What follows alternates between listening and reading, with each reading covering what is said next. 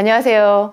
오늘 좀 제가 오래간만에 여러분 찾아뵙습니다. 오늘부터는 제가 몇 편 할지는 모르겠는데 영적 전쟁에 관한 이야기를 하려고 해요. 영적 전쟁에 대한 이야기 또 상당히 주의가 필요하고 좀 제가 하나님의 도우심을 많이 입어야 될 것 같아요. 왜냐하면 자칫하면 이것은 귀신 이야기, 어떤 신비주의 이야기로 흘러가 버릴 수 있거든요. 하지만 가장 고전적인 신앙생활을 하시는 분도 영적 전쟁에 대해서는 분명한 자기 주관이 있어야 되고요. 성경에 근거를 둔 지식이 있어야 돼요. 왜냐하면 분명히 하나님이 계시고 마귀가 있으니까요. 그리고 여러분 혹시 신구약의 차이 이런 거 보셨어요? 신구약의 차이, 저는 성경을 보면서 그거를 너무너무 많이 좀 이렇게 생각해보고 놀라고 그랬었는데요. 그 중에 하나가 예수님께서 복음서에 이제 나타나셔서 공생애를 시작하시면서부터요, 그렇게 귀신이 많아요. 왜 그렇게 많은 귀신이 이렇게 요동을 칠까요? 예수님이 직접 귀신을 쫓아낸 이야기도 많고요. 그냥 뭉덩거려서, 귀신을 쫓아내시며 뭐 이렇게 나와 있는 경우도 있어요.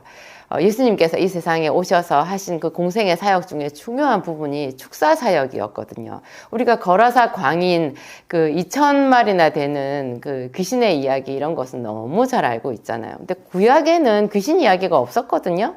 구약에 뭐 엘리사나 엘리야 선지자가 귀신을 쫓아냈다 그런 구절은 저는 못 본 것 같아요. 가장 능력 있는 선지자도. 이상하게 신약에 예수님이 오시면서 그렇게 귀신이 많은데요.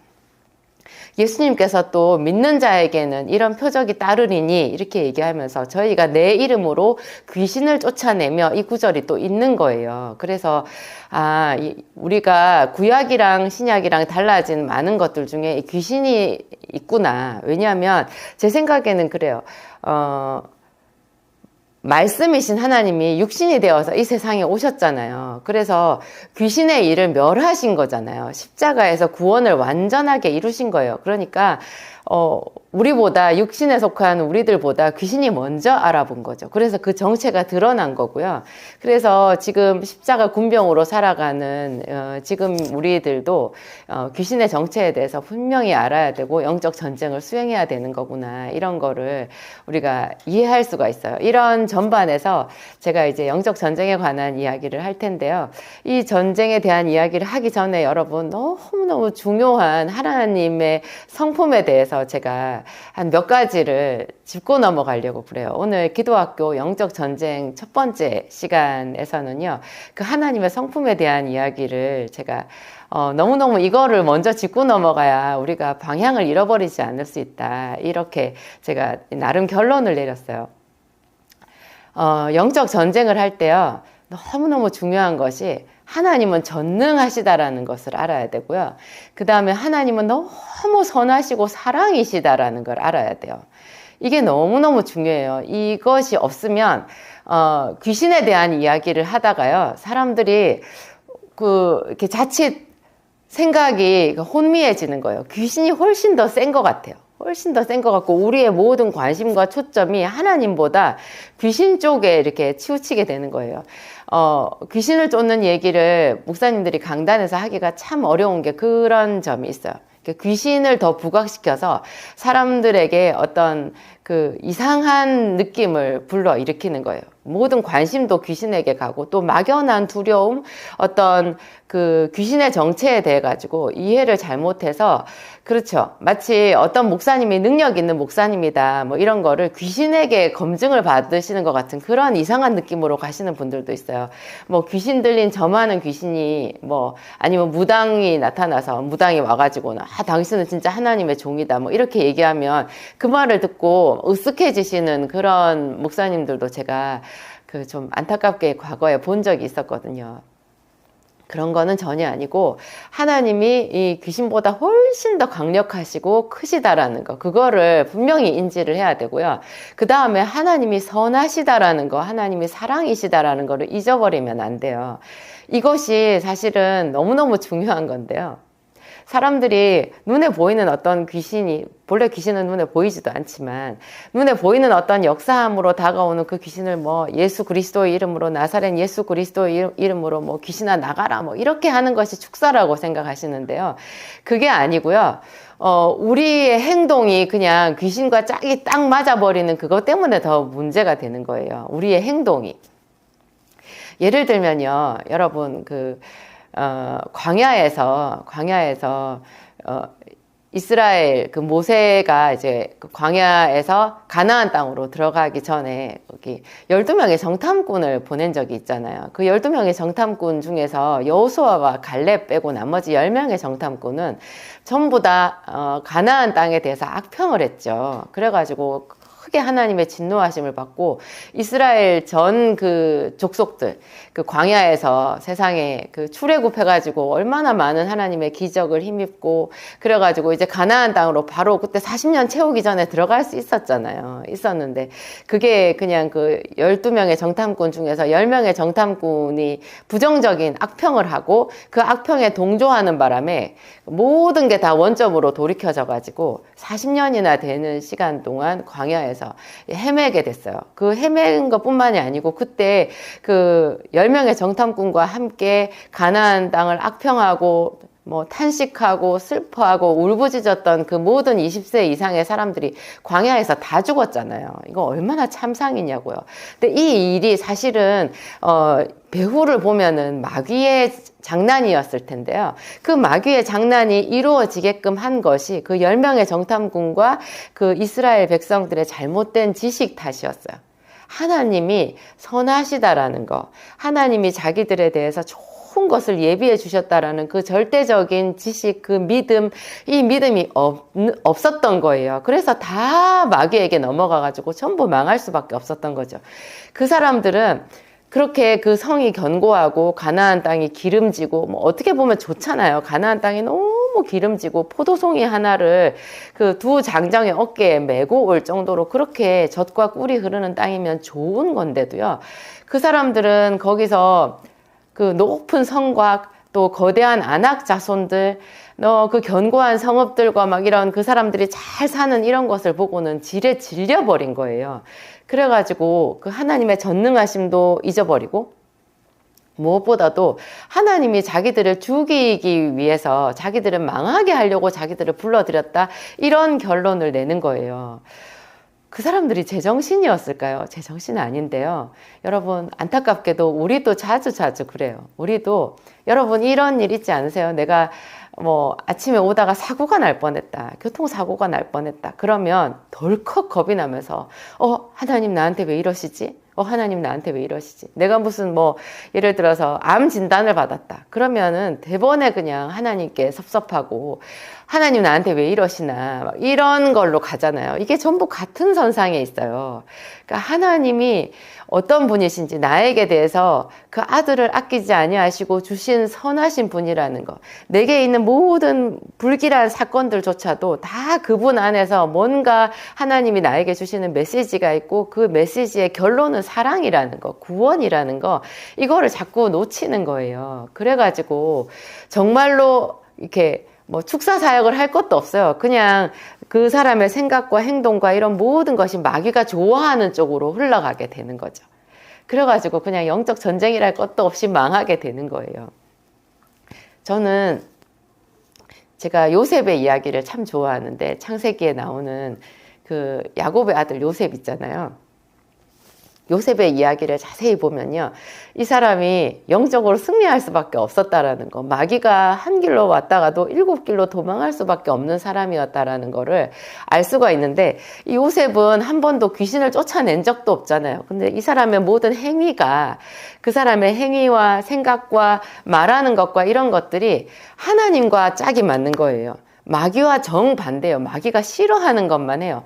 그래서 그냥 이 사람의 삶 자체가 축사인 거예요. 어디서 그거를 알 수 있냐 하면요. 가장 결정적인 게 그 바로 왕의 꿈을 해석하는 부분이에요. 여러분은 그 바로 왕의 꿈을 해석하는 그 부분에서요. 만약에 처음으로 여러분이 그 바로 왕의 꿈, 이런 꿈을 얘기를 들었다라고 하면 그 꿈이 좋은 꿈 같으세요? 나쁜 꿈 같으세요? 왜 애굽에는 그 요셉 이외에는 아무도 그 바로 왕의 꿈을 해석해주는 술사나 책사가 없었을까요? 그런 생각 해보셨어요? 제가 앞에 다른 영상에서도 이 이야기를 다룬 적이 있었는데요. 사실은 그 애굽 왕의 술사나 책사들 중에서요, 그 꿈을 다 해석했을 거예요. 그 꿈은 쉬워요.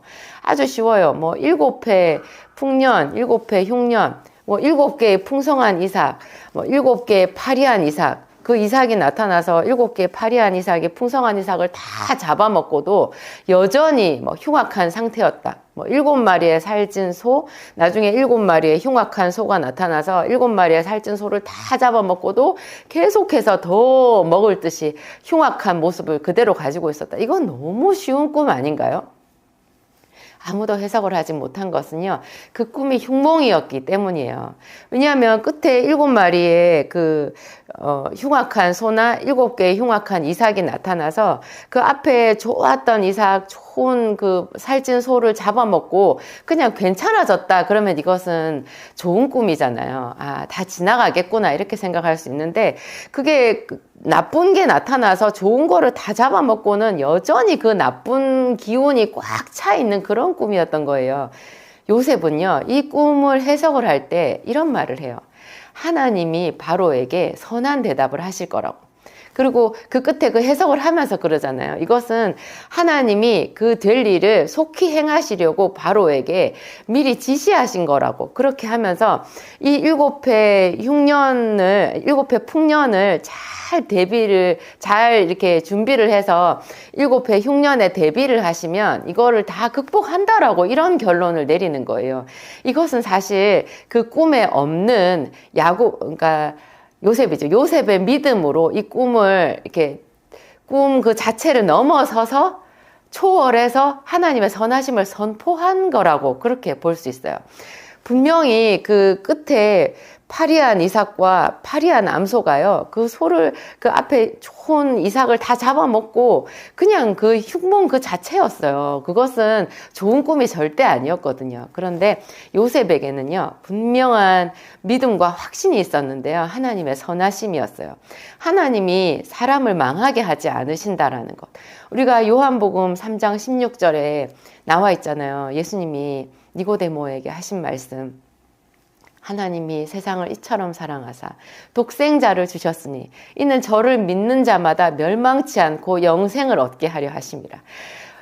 요셉은 그런 신약에 우리가 보는 이런 요한복음에 예수님을 알지도 못했는데도요, 요한복음 3장 16절을 알지도 못했는데도요, 그냥 그 믿음으로 살았던 사람인 거예요. 분명히 그 꿈은 흉몽인데도 하나님은 선하시다. 하나님은, 애굽은 하나님의 나라도 아니잖아요. 바로는 하나님을 믿는 사람도 아니었어요. 그런데도 하나님은 이 세상을 창조하셨고, 하나님은 이 세상이 망하는 것을 원하지 않으시고, 바로 같은 사람에게도 이런 안 좋은 일을 미리 가르쳐 주셔서 좋게 이 모든 일을 선하게 지나갈 수 있게끔 안전장치를 주시고자 하시는 그런 하나님이시라는 거를 알았던 거예요. 그래서 그냥 영적 전쟁, 또 자기 삶에 묶여져 있는 모든 마귀의 사슬을 단번에 다 풀어버릴 수 있었던 거예요.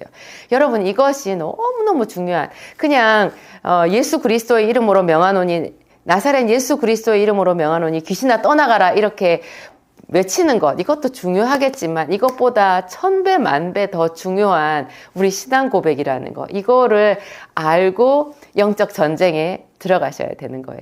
여러분, 항상 신앙 고백하세요. 여러분의 신앙 고백으로 하나님을 찬양하고 하나님의 승리를 선포하는 그 신앙 고백이 귀신을 쫓아내는 가장 좋은 키워드라는 거, 이거 잊지 마시기 바랍니다. 그러면 그 이후에 제가 앞으로 여러분들에게 몇 강에 걸쳐서 말씀드리는 사실 영적 전쟁은요, 그냥 사실은 테크닉인 거지 아무것도 아니에요. 원리는 이거예요. 이것만 아시면 그냥 다 승리하실 수 있어요. 제가 오늘 여기까지 하고 오늘도 기도하고 마치도록 하겠습니다. 정말 제가 여러분 사랑합니다. 기도학교 응원해 주셔서 감사하고요. 너무 행복해요. 하나님의 은혜가 여러분의 삶의 구석구석 다 충만한 기름 부으심으로 들어갔으면 그런 바람입니다. 기도하겠습니다. 하나님 감사합니다. 하나님 감사합니다. 너무너무 감사합니다. 예수님이 이 세상에 오셔서 마귀의 권세가 드러났고, 그래서 예수님은 너무나 많은 그 귀신들을 대면하셨고, 그 귀신들을 쫓아내시고 귀신에 눌린 자를 자유하게 해주셨습니다. 하나님, 그러면서 우리에게, 믿는 자에게 이러한 표적이 따르리니 하시면서 내 이름으로 귀신을 쫓아낼 것이라고 말씀하셨습니다. 하나님, 그런 승리를 우리에게 선포해 주셔서 너무나 감사합니다. 또한 우리가 기도하오니 하나님, 예수 그리스도를 알지도 못했던 구약의 인물들, 요셉 같은 사람들, 다니엘 같은 사람들을 통해서도 우리는 영적으로 승리하는 방법을 배울 수 있습니다. 하나님, 우리 아버지, 우리가 입으로 귀신을 쫓아내는 것보다 더욱 중요한 것이 우리의 신앙 고백이라는 것을 오늘 배웠습니다. 하나님, 우리 아버지, 우리를 사랑하시고 죽기까지 그 구원을 완성하신 예수 그리스도의 그 크신 능력을 우리가 또 한 번 생각하고 바라봅니다. 하나님, 우리 아버지, 우리 삶에 항상 이 십자가의 승리를 선포하게 하옵소서.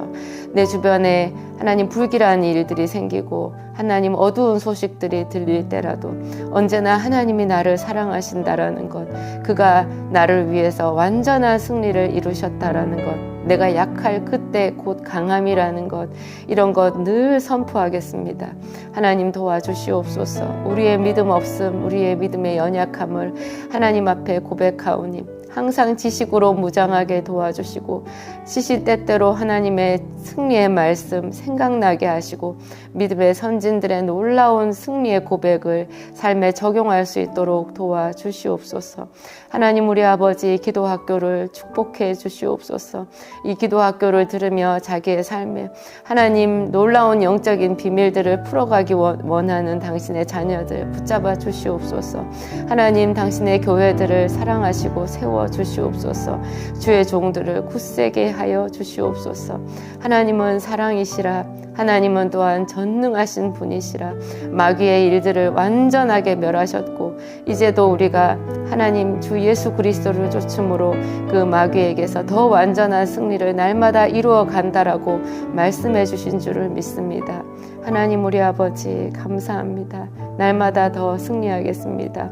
우리 주 예수 그리스도의 이름으로 우리가 승리하겠습니다. 하나님께 모든 영광 올려드리오며 주 예수님의 이름으로 기도하였습니다.